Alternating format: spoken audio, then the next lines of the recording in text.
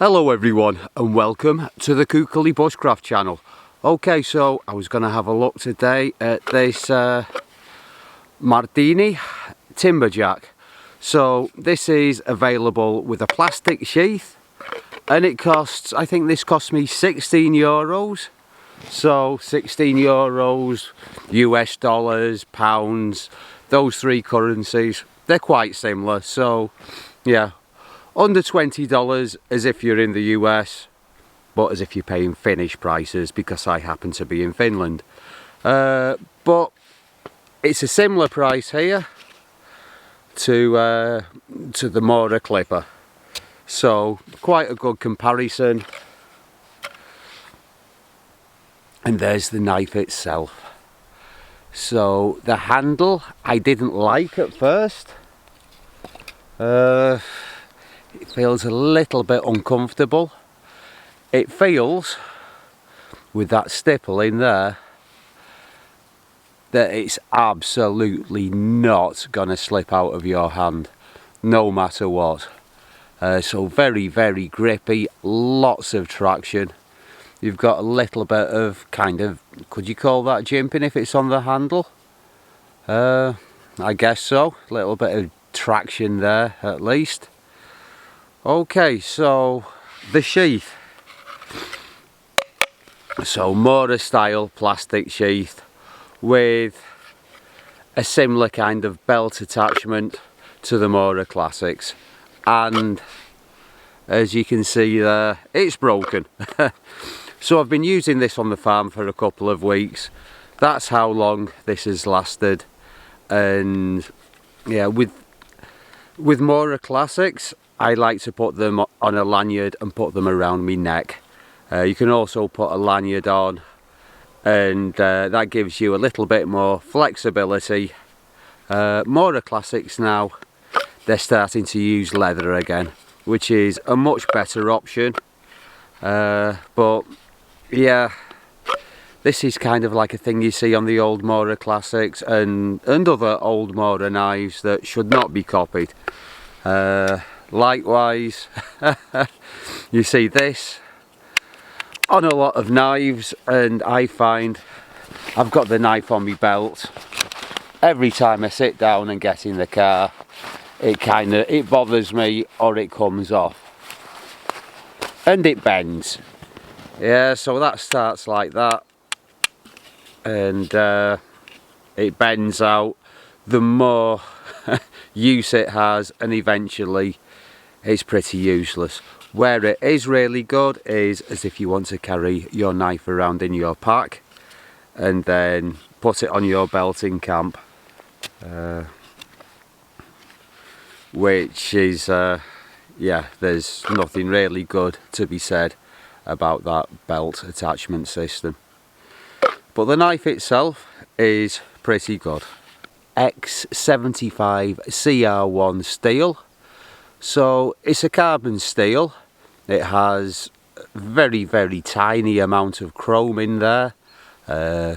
Not enough to give it any corrosion resistance whatsoever. So you will have to, you know, maintain it. I've actually cleaned quite a bit of rust off this before making the video, because I'm a bit lazy when it comes to oiling. But you know, for cutting wood, Scandi grind works absolutely fantastic. 95mm blade, so that's just shy of 4 inches. 3mm thick. And the steel, I believe, is 55 to 57 on the Rockwell scale. So it's quite soft. So it does need some attention. But compared to the clipper,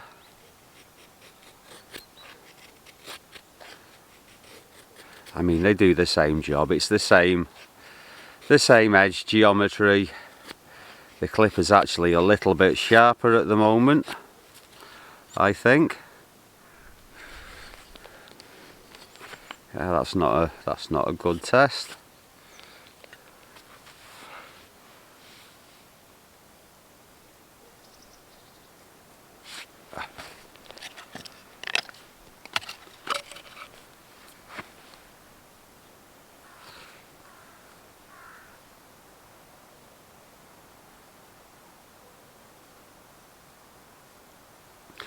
Yeah, the clipper is the sharper of the two, so it's not really a fair test. But as if I was going to choose one of these, to be honest, I'm really biased. I used nothing else but Mora clippers for a lot of years. I find the handles to be, I mean, I bought this one recently for making videos and comparisons, and I've not used one in a number of years, and as soon as I bought this and felt it in my hand, it's like, oh yeah. I really don't think there is anything that I've tried that's quite as comfortable in the hand. You know, with the little divot there for your thumb. I don't tend to hold my thumb there very much, I tend to hammer grip. But yeah, the rubberized handle, the way that it goes in there a little bit at the top, if you want to reverse grip it like that. And yeah, great knives. So both of these knives, under 20 euros, probably under 20 US dollars if you're in the States, and probably about 20 pounds as if you're in Great Britain. And I don't really know much about any any other currency, I'm sorry.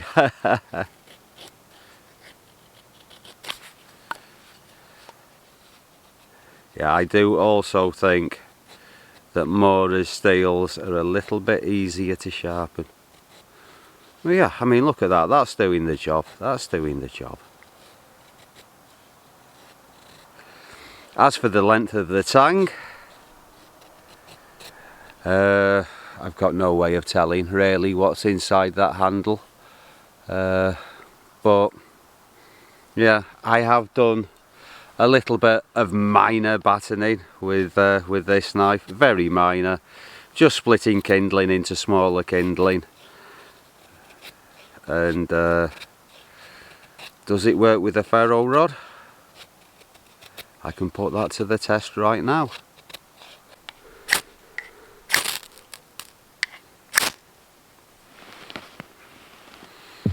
Let's compare that to what I've got on my belt.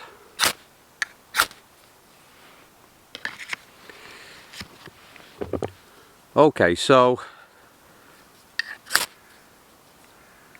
it throws sparks. It doesn't throw sparks as well as something that's been intentionally designed as a bushcraft knife, to my mind.